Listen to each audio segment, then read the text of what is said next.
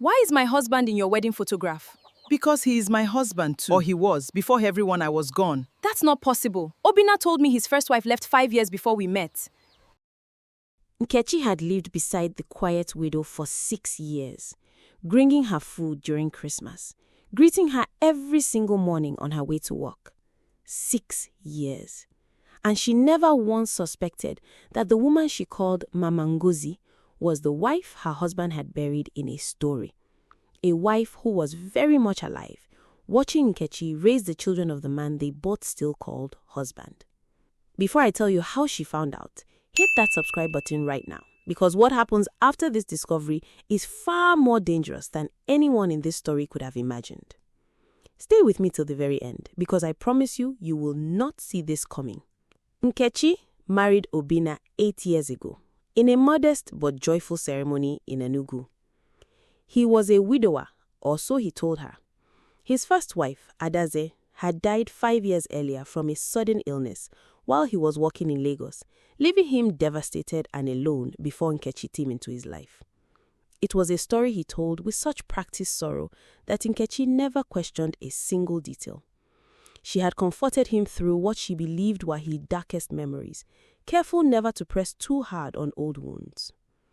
They settled into a modest duplex in a quiet Enugu neighborhood, and Nkechi quickly grew fond of their neighbor, a soft-spoken widow named Mama Ngozi, who kept mostly to herself, tending a small garden, occasionally sharing vegetables over the fence. Mama Ngozi never had visitors, never spoke of family, the kind of quiet, private woman most neighborhoods have and never think twice about. For 6 years, Nkechi brought her food during festive seasons, checked on her when she was unwell, and greeted her every single morning without fail. She had no idea she was greeting her husband's first wife. The first crack appeared on an ordinary Tuesday evening, when Nkechi's 8-year-old son, Chidi, came running into the kitchen holding an old photograph he'd found while playing near Mama Ngozi's fence, blown over by the wind from somewhere inside her compound. "Mommy, see, Papa was in Mama Ngozi's house before." Nkechi took the photograph, expecting some innocent misunderstanding. Instead, her blood ran cold. It was Obina, younger but unmistakably Obina, standing beside Mama Ngozi, his arm around her waist, both of them dressed in wedding attire. Traditional wedding attire. The same style Obina had worn in the wedding photos hanging in their own parlor. Nkechi told herself it had to be a coincidence, a relative perhaps, a resemblance. She placed the photograph in a drawer and said nothing that night, though sleep refused to come easily. The next afternoon, while Obina was at work, Nkechi did something she never imagined she would do. She walked next door and knocked on Mama Ngozi's gate, photograph in hand. Mama Ngozi's face changed the moment she saw what Nkechi was holding. For 6 years, that composed, quiet expression had never once cracked in Nkechi's presence. Now, it collapsed entirely. "Where did you get this?" Mama Ngozi whispered. "My son found it near your fence. Mama Ngozi, why is my husband in your wedding photograph?" The older woman's hands trembled as she reached for a chair, lowering herself into it slowly, as though the weight of 6 buried years had finally caught up with her all at once.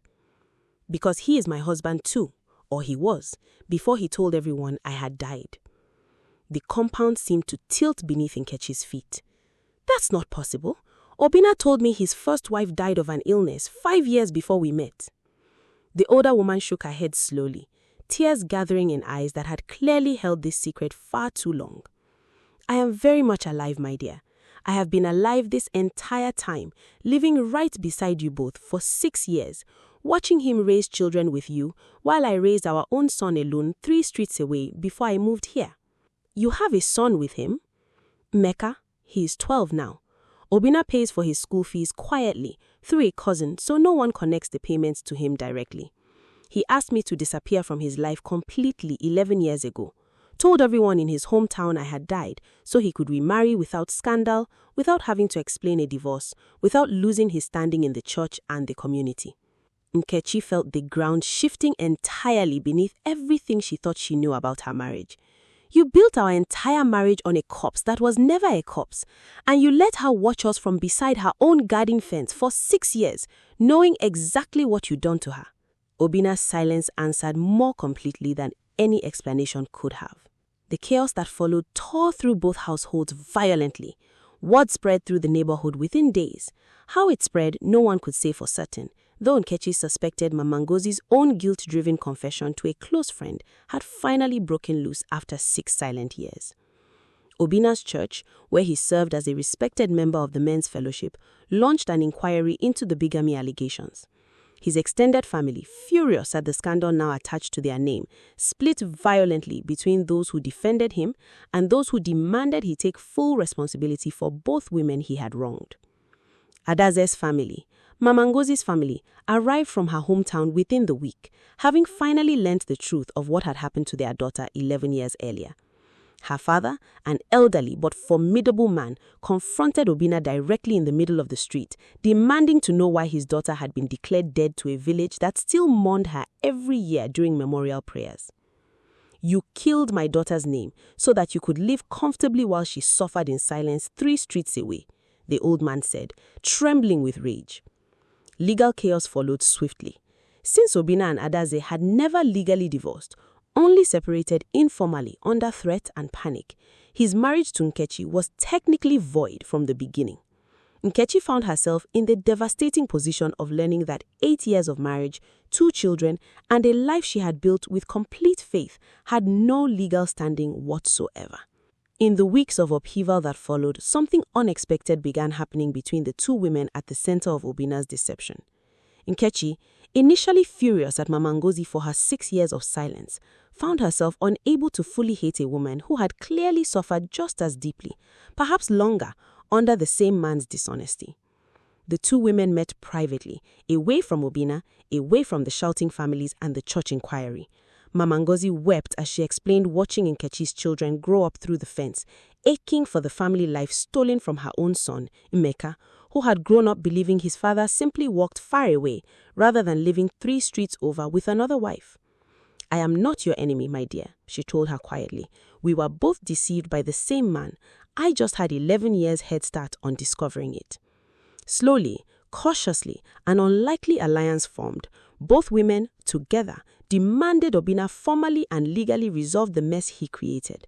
A proper divorce from Adaze, acknowledgement of Mecca as his son with full financial responsibility, and a legitimate legal remarriage to Nkechi if their relationship could survive the wreckage at all. Obina, stripped from his standing in the church and facing intense pressure from both families, had no choice but to comply completely, the legal process dragging through months of humiliating public scrutiny. A year later, the households had settled into an uneasy but honest new normal. Nkechi and Obina remarried legally, though their trust between them remained deeply fractured, rebuilt slowly through hard, unglamorous work rather than easy forgiveness. Emeka, finally introduced properly to his half-siblings, spent weekends playing with Chudi in the same yard his mother had watched from a distance for 6 lonely years. Mama Ngozi, Adaze, eventually moved away from the duplex, no longer needing to live in the shadow of a lie that had finally been dragged into daylight. But Nkechi and Adaze remained close, an unlikely friendship forged in the wreckage of one man's decade of deception. The people of the neighborhood still whisper about it sometimes, about the quiet widow next door who wasn't a widow at all, and the 6 years of vegetables shared over a garden fence between 2 women who never knew they shared the exact same husband. If you had lived beside your husband's first wife for 6 years without knowing it, what would you have done the moment you found out? Tell me in the comments below. And hit that subscribe button right now, because next week's story might be the most shocking secret we've told yet.